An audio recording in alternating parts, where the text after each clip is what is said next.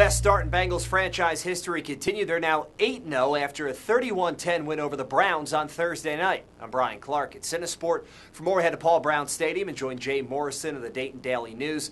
Jay, all the talk about last year's horror show on Thursday night, a completely different story on this night. 3 touchdowns for Tyler Eifert. What did Andy Dalton see in the defense that made that hookup with Eifert work so well? Well, it was a different thing each time. The first time they beat the safety, Gibson, just a short little pass where they used Eifert's size, what we've seen a lot of this year. All 9 of his touchdowns have come in the red zone. He's impossible to cover anywhere, but especially when you get down there. The second touchdown was a scramble play. Nothing was open. Dalton kind of rolled out to his left, just waited for Eifert to get a little bit open.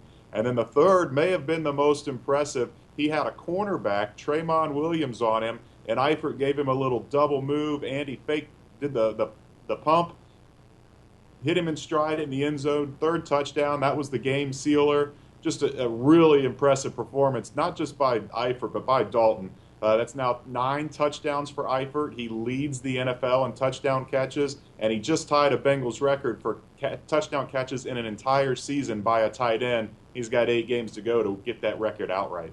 So impressive stuff. An impressive job by the Bengals defense in the second half. They got a handful from Johnny Manziel in the first half, but the second half, a completely different story. What adjustments did they make to clamp down on him?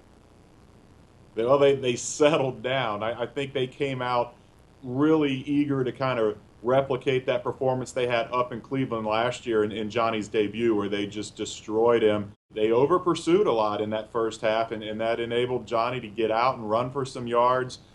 Made some plays with his feet, extended some plays, and made some passes down the field. In the second half, it was a much more controlled rush, but they still got there. They sacked him 3 times in the second half, didn't have a sack in the first half, and held him to only 4 completions. Browns, as a total offense, only had 32 yards in the second half. It was just a more controlled rush in the second half, and it just totally locked down Manziel and the Browns' offense. Now a nice long layoff for the 8-0 Bengals. They play next Monday against the Texans. Jay Morrison of the Dayton Daily News. Thanks, Jay.